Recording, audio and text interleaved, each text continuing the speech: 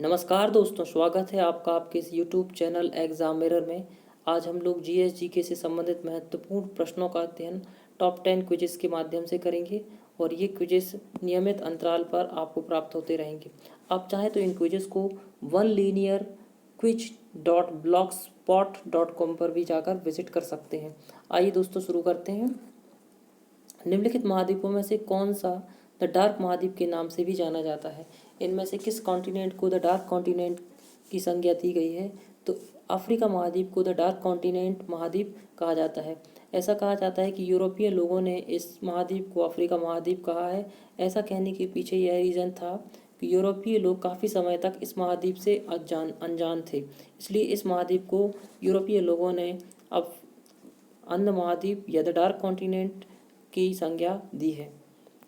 प्रश्न क्रमांक 2 में आपसे पूछा गया है, ग्रीनलैंड द्वीप निम्नलिखित में से किस महाद्वीप के अंतर्गत आता है?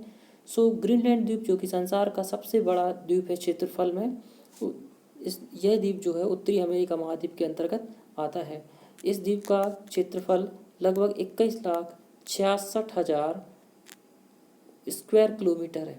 इस द्वीप का जो क्षेत्रफल है लगभग 21,66,000 स्क्वायर किलोमीटर है और इस द्वीप की जो राजधानी है वो NUUK नूक इस देश की राजधानी है। NUUK न्यूक जो है वो इस ग्रीनलैंड द्वीप की राजधानी है।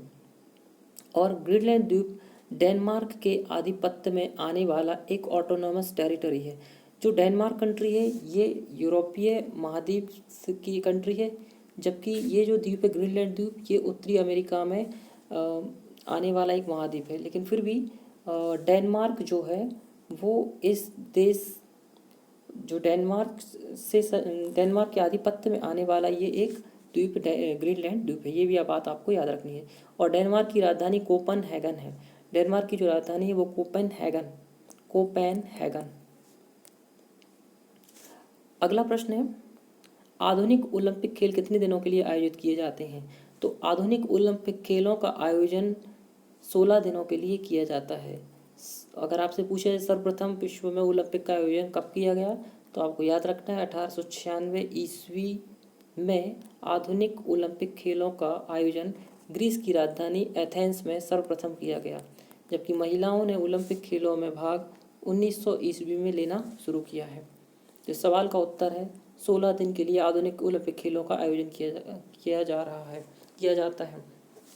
इसके अलावा आधुनिक ओलंपिक इस बार किस देश में आयोजित होने हैं? तो जापान की राजधानी टोक्यो में इन ओलंपिक गेम्स का आयोजन होना था, जो कि कोरोना वायरस के चलते स्थगित कर दिया गया है और अब ये अगले साल आयोजित होंगे। Question number 4, trans Siberian railway मार्ग सेंट पीटर्सबर्ग को किस स्टेशन से जोड़ता है? तो trans Siberian railway Saint Petersburg को व्लादिवोस्तोक से जोड़ता है।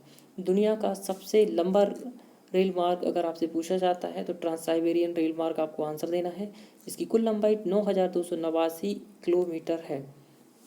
ट्रांस साइबेरियन रेल मार्ग रूस की राजधानी मॉस्को को व्लादिवोस्तोक से कनेक्ट करता है। मॉस्को, रूस की जो कैपिटल है मॉस्को को व्लादिवोस्तोक से कनेक्ट करता है, जोड़ता है। अगला प्रश्न है, उद्योग आधार मेमोरेंडम योजना का मुख्य उद्देश्य क्या था या क्या है? उद्योग आधार मेमोरेंडम योजना का मुख्य उद्देश्य व्यवसाय करने में आसानी को बढ़ावा देना है। अगला प्रश्न है, महमूद बेगदा किस क्षेत्रीय साम्राज्य के प्रसिद्ध सुल्तान थे? तो जो महमूद बेगदा थे ये गुजरात के प्रमुख सुल्तान थे। गुजरात स्टेट के एक क्षेत्रीय साम्राज्य के सुल्तान थे। अगला प्रश्न है, बीहड़ आमतौर पर भारत के किस नदी बेसिन में पाए जाते हैं? बीहड़ भारत में मध्य प्रदेश में स्थित चंबल नदी में पाए जाने वाले नदी बेसिन में बीहड़ पाए जाते हैं और ऐसा कहा जाता है इन बीहड़ों में आज भी डाकुओं का निवास है। चंबल नदी मध्य प्रदेश में बहने वाली एक प्रमुख नदी है, जो कि मध्य प्रदेश के बाद राजस्थान की ओर प्रवेश कर जाती है और वहाँ से उत्तर प्रदेश में यमुना नदी में जाकर मिल जाती है। चंबल नदी पर काफ़ी इम्पोर्टेंट बांध हैं, जैसे कि गांधी सागर बांध मंदसौर में, जवाहर सागर बांध, ये सब बांध इस नदी पर है, चंबल नदी पर।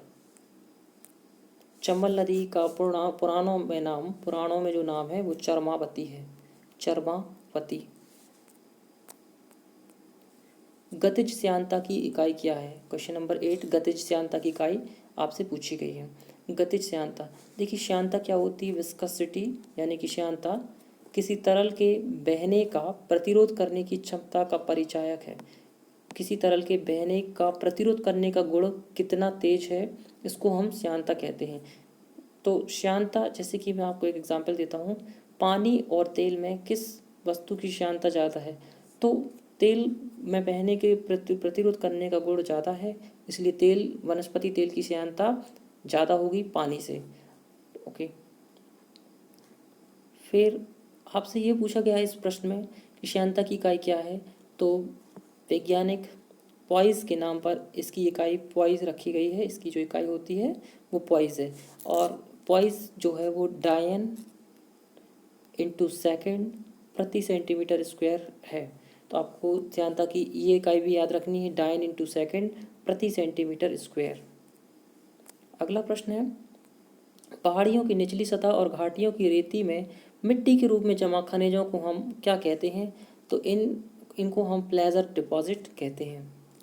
क्वेश्चन नंबर 10 में जीएसटी से संबंधित प्रश्न है। जीएसटी यानी गुड्स एंड सर्विस टैक्स, वस्तु एवं सेवा कर के बारे में आपको गलत कथन को पहचानना है। तो पहला कथन है, अंतर्राज्यीय वस्तुओं और सेवाओं के लेन देन पर एकीकृत जीएसटी लगाया जाएगा। ये बिल्कुल सही ऑप्शन है। ऑप्शन नंबर बी में विशेष महत्व के घोषित सामान की अवधारणा समाप्त कर दी गई है। यह ऑप्शन इसका गलत है, यही इसका उत्तर होगा। तीसरे और चौथे ऑप्शंस पे लिखा हुआ है, राजस्व के नुकसान के लिए राज्यों को 5 साल के लिए मुआवजा मिलेगा। जी हाँ, ये ऑप्शन इसका ठीक है कि राज्यों को शुरुआत में मुआवजा दिया जाएगा अगर राज्य नुकसान में रहते हैं जीएसटी लागू होने के बाद। जीएसटी जो है वो 1 जुलाई 2017 को भारत में लागू हुआ, ये डेट आपको याद रखनी है। और कमेंट्स में आप ये भी बताइए कि लोकसभा में ये कब पारित हुआ, राज्यसभा में कब पारित हुआ, और राष्ट्रपति ने जीएसटी पर कब सिग्नेचर किए, ये आपको बताना है। जीएसटी के लिए मैं अलग से एक वीडियो भी बनाऊंगा और इसमें हमारा जो चौथा ऑप्शन था वो जीएसटी वैट की विधि द्वारा एकत्र किया जाएगा, ये ऑप्शन भी ठीक है। तो इसमें सही उत्तर है विशेष महत्व के सामान की अवधारणा समाप्त कर देगी, यानी ऑप्शन बी आपको आंसर देना है।